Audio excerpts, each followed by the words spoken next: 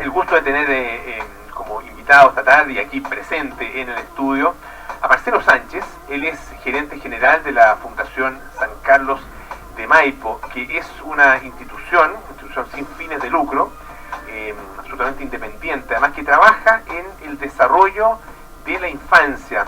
Ellos desarrollan distintos tipos de programas y además tienen y elaboran mucha información, mucha evidencia para ayudar a que nuestra sociedad tenga una mirada más ilustrada y con mejor información y con mejor visión acerca de lo que pasa con la infancia. Marcelo, bienvenido, muchísimas gracias por estar con nosotros. Muchas gracias, Polo, muchas gracias por la invitación. Esta invitación tiene que ver con lo que pasó la semana pasada, que es la promulgación de la ley que crea el Servicio Nacional de Reinserción Social Juvenil, que es un organismo que se va a ir implementando, digamos, o poniendo en marcha de manera paulatina, ¿no es cierto?, hasta el año 2026, y que implica el cierre definitivo del Sename. Hay que recordar un poco la historia. El Sename, que tenía estas dos áreas de protección y de cuidado, digamos, de los jóvenes y niños infractores de ley, y eso se separa. Una parte se da al Ministerio de Desarrollo Social y Familia y la otra parte queda al Ministerio de Justicia, que es justamente esta, ¿no es cierto?, el Servicio Nacional de Reinserción Social Juvenil. Y quería partir por un poco el contexto nacional, y esta preocupación que hay por el tema de la delincuencia, y en particular por la participación de menores de edad en actos delictivos. Y cuando ves esa situación, un portonazo, un abordazo, qué sé yo, una encerrona, y persecuciones, y cuando termina todo esto hay detenidos, a veces sí o otras veces no, y son niños de 14, 13 años, 15 años. ¿Cómo lo enfocas eso? ¿Y cuáles son un poco las reflexiones que haces a partir de eso? O sea, lo primero que hay que contextualizar es que la ley penal adolescente, cuando entra en vigencia por ahí por los años 2008 en adelante, nosotros teníamos cifras de participación de niños y adolescentes en delitos que eran sustancialmente más altas que las que hoy día tenemos. Ahora, ¿más altas? Mucho más altas. Y ahora la diferencia que tenemos hace un par de años para atrás en adelante es la participación de aquel grupo que es más refractario en aquellos delitos contra las personas, delitos mucho más violentos. Entonces, si antes tenías 35, 40.000 niños que delinquían anualmente, hoy día tenemos 21.000, pero de esos 21.000 hay un 17% que explica el 50% de los delitos. Y cuando tú haces un zoom sobre ese 17%, empiezas a ver que son niños que comenzaron tempranamente con delitos como el hurto simple, el hurto por sorpresa, y de repente empiezan a involucrar la violencia, y te encuentras con casos dramáticos como pueden llegar hasta homicidios. Entonces, lo que estamos viendo hoy día es un incremento de ese segmento de niños que se involucran en delitos que tiene causas muy específicas. De alto e intenso compromiso delictual. Exactamente. Siendo niños, y que, como tú dices, representan, en términos de su actividad, un porcentaje alto de los delitos. Del conjunto de delitos. Eso, bueno, ¿qué se hace ahí? Porque los mecanismos que se han utilizado, claro, si bien baja, ¿no es cierto?, el número de niños involucrados en delitos, se intensifica el corazón, ¿no es cierto?, el grupo más duro. Claro. ¿Cómo se aborda eso? Que empezaron además desde muy niños, o sea, a estas alturas lo refractario puede ser hasta definitivo. Sí, claro, o sea, lo más interesante que uno puede ver es que efectivamente, si bien hay una curva también descendente en las variables demográficas de los niños y adolescentes, o sea, la demografía nos ha ayudado precisamente a disminuir la delincuencia juvenil en un porcentaje importante. Otro porcentaje importante también tiene que ver con el nuevo sistema, o con el sistema que operaba de protección a la infancia a través de la ley penal adolescente. Entonces, dicho eso, ¿es suficiente precisamente para los refractarios? No.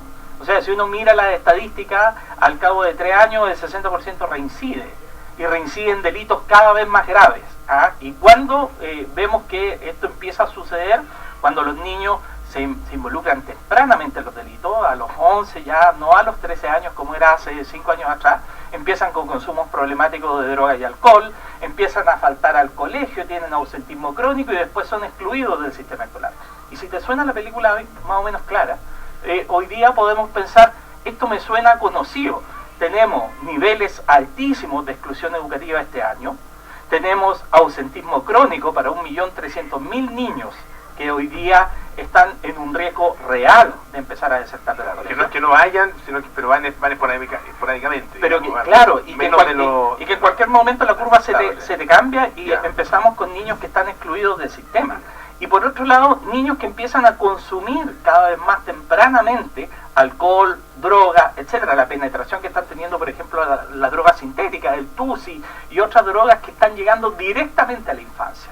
Entonces, ¿qué es lo que estamos teniendo hoy día? Un resurgimiento muy fuerte de factores de riesgo, como la exclusión educativa, problemas de salud mental, el consumo problemático de droga y alcohol, etcétera. Pero adicionalmente, organizaciones criminales que toman la estrategia de involucramiento delictivo como una estrategia válida para hacerse del territorio, para cooptar a las familias, porque las familias en definitiva tienen un hijo, un sobrino, un nieto que está secuestrado por estas bandas criminales, no colabora con la autoridad. Eso es parte de la estrategia que tiene el narcotráfico y todos sus negocios coligados, pero adicionalmente aprovechan esta protección que le da el legislador a los niños para trasladar el costo punitivo a los niños precisamente de aquellas acciones más violentas, porque van a recibir un costo punitivo menor.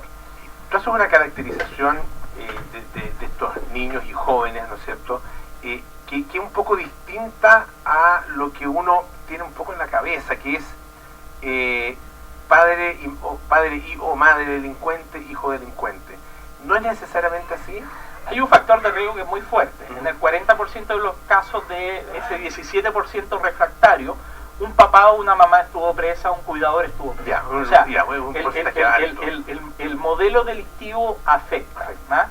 Pero no es determinante. ¿Y por qué no es determinante? Piensa la otra lógica. Tienes un 60% que no es... que no son hijos de delincuentes. Que no son hijos de delincuentes, pero terminan en trayectorias delictivas. ¿Ah? Es como cuando decíamos el año 2015, nosotros hicimos el estudio de exclusión social de las personas privadas de libertad junto a Paz Ciudadana, y cerca de la mitad había pasado por el Sename.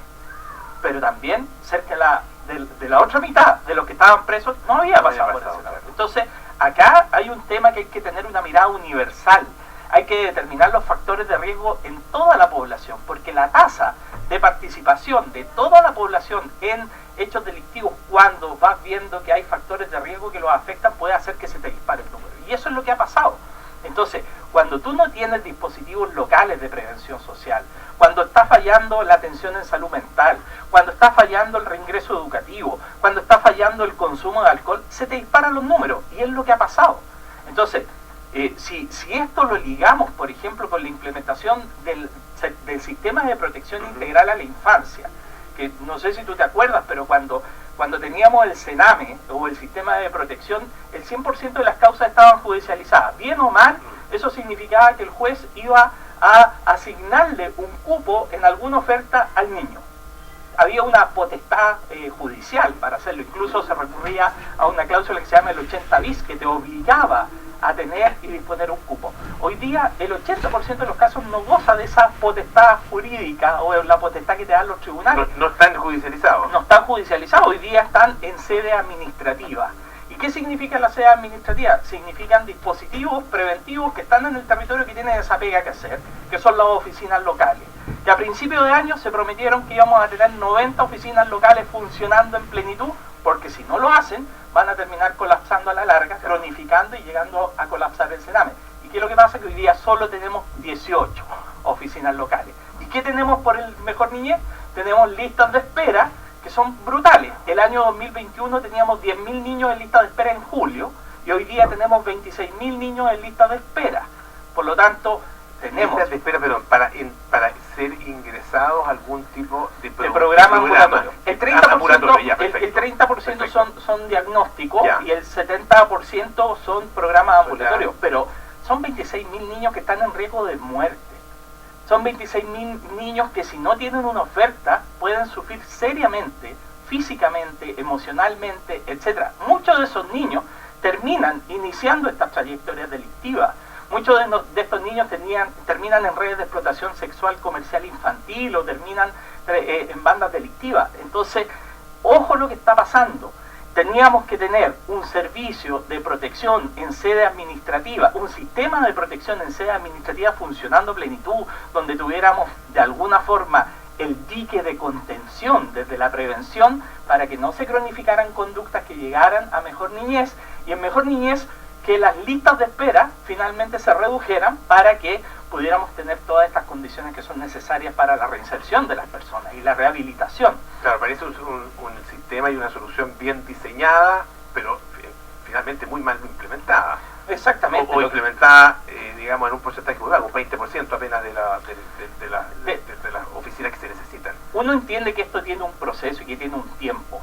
Esto mismo, el Servicio Nacional de Reinserción al tiro, hay que moderar expectativas, porque esto es como el tren a Valparaíso. Hoy día tenemos el diseño del trazado, pero ya lo decíamos, tenemos un año de vacancia para dictar reglamentos, procedimientos, etcétera, y de ahí en adelante comienza una implementación que parte en la zona norte, después en la zona sur y después en la zona centro. Recién en 4 años vamos a tener un diseño que es robusto, que es importante, pero que no se juega. El área chica de la delincuencia no se juega en el diseño de una ley. Y se juega en la implementación y se juega en la calidad de la oferta. Solo un dato. Si tú miras la oferta del año 2017 con el Observatorio de Gasto Fiscal, hicimos un análisis de toda la oferta de infancia. 7 de cada 10 programas dedicados a infancia tienen resultados insatisfactorios dicho por la misma DIPRES. Y solo 1 de cada 3 se rediseña y después no se vuelve a evaluar. Y cuando tú miras los programas de Sename, no hay un solo programa de Sename en materia de reinserción que tenga rendimiento satisfactorio. Entonces, acá podemos tener la ley la mejor diseñada del mundo, pero si no tenemos una oferta con evidencia, con resultados que se comprometa en el cambio de trayectoria, simplemente no vamos a lograr revertir la situación que hoy día tenemos. Y para revertirla no te basta solo el componente de la reinserción, tienes que tener prevención y tienes que tener inclusión. Estamos conversando con Marcelo Sánchez, que es gerente general de la Fundación San Carlos de Maipo, que, como les contaba, es una institución sin fines de lucro que trabaja en el desarrollo de la infancia. Hay vasos comunicantes, tú lo mencionabas, ¿no es cierto?, entre la vulneración de los derechos de los niños y el niño que delinque. Y ahí uno se pregunta, bueno, las separaciones o esta visión desde mundos separados, desde mundos aparte, como el mundo del Ministerio del Desarrollo Social, el Ministerio de Justicia, ¿es efectivamente la forma de abordarlo o, sobre todo en estos casos más agudos, más complicados? Lo que pasa es que si funcionara la intersectorialidad, si efectivamente tuviéramos que salud hace la pega, que educación hace la pega, que desarrollo social hace la pega, evidentemente funcionaría. Porque lo que colapsó el Sename es que el Sename era un sistema psicosocial. Dependía de la actuación de los otros servicios. Cuando los otros servicios no actúan, evidentemente tú no tienes la capacidad de hacer un proceso verdadero de reinserción o de restauración o de rehabilitación de un niño. Y eso es lo que es relevante. Y por eso que es tan importante esto de la potestad administrativa. Si no existe la potestad administrativa para que el Ministerio de Desarrollo Social o el Ministerio de Justicia haga que el resto de los servicios hagan su pega, vamos a seguir iterando sobre lo mismo, sin ningún resultado concreto. Entonces, ¿dónde los garantes tienen que poner el acento? Hoy día existe un cuerpo legal que lo hace exigible, que es la Ley de Garantías. Pero tenemos que ponernos las pilas como garantes. La Corte Suprema, el Ejecutivo, el Legislativo tienen que hacer su pega para que se cumpla a cabalidad la Ley de Garantías. ¿Cómo nos podrías describir el trabajo con un niño, por ejemplo, que pertenece a ese 17% que tú mencionabas? ¿Cuáles son los recursos que hay que movilizar? ¿Cuáles son los profesionales que tienen que verse involucrados en esto? Mira, el año 2015, junto a Sociología de la Católica, estudiamos las trayectorias delictivas de niños que habían cumplido sentencia en Sename. Y lo que descubrimos fue una cosa: 7 de cada 10 niños desiste del delito en la medida que vuelve a un hogar prosocial o en la medida que vuelve al colegio. 7 de cada 10. O sea, del universo ya tenemos 7 que podrían volver a vivir una vida alejado del delito. La diferencia está también en aquellas variables que son individuales y que se trabajan con salud mental. Pero no es posible que un niño que está en estas trayectorias pida una evaluación psiquiátrica y se la den 4 años después o 3 años después. Nosotros tenemos un caso de un chico en Peñaflor que en el intertanto pidió evaluación psiquiátrica, pasaron 3 años, desertó el colegio, se involucró en consumos problemáticos de droga y alcohol. Entonces, el sentido de oportunidad con el que estamos trabajando con los niños es tremendamente pobre. Y aquí son 3 variables: la escuela, la familia, la salud mental. Si hacemos el ejercicio en esas 3 coordenadas, vamos a tener la mayor parte de los niños que se involucran en delito fuera de esas trayectorias. La escuela tiene su institucionalidad, ¿no es cierto? La salud mental, existe una institucionalidad también para poder entregar esas atenciones que se necesitan. Pero ¿cómo se trabaja con la familia? Con programas que tengan evidencia, que tengan resultados. Hay buena oferta a nivel local. Nosotros estuvimos en el sistema Lazo hasta diciembre del año pasado, cuando nos sacaron del sistema Lazo con el programa Familia Unida, que es un programa que además acreditó con estudio, con grupo control, con un estudio de impacto, que tú bajas en un 60% la probabilidad que los niños se involucren en el consumo de alcohol y drogas. Tú tienes que invertir en esos programas. Son programas que son más caros, efectivamente, pero garantizan resultados. ¿Y ahí se trabaja con el niño, se trabaja con los padres y con los cuidadores. La evidencia internacional ha sido súper contundente en demostrar que lo que tiene efecto en los cambios de conductas es el trabajo con los padres y cuidadores, no directamente con los niños. Y es tan importante esto porque hay un momento, hay una ventana de oportunidad para poder trabajar en detener conductas problemáticas y detenerlas cuando están apareciendo esos factores de riesgo, que es cuando es fuerte el vínculo parental. Y eso ocurre desde la primera infancia hasta los 13 años. Sin embargo, si tú miras la oferta pública está concentrada desde los 14 a los 17 años. O sea, estamos llegando demasiado tarde. Marcelo Sánchez, desgraciadamente se nos acabó el tiempo. Es un tema no solo interesante, sino que urgente también de abordar. El gerente general de Fundación San Carlos de Maipo. Marcelo, muchísimas gracias por estar en esta tarde acá. Muchas gracias por la invitación. Ya nos vamos, vienen cartas notables.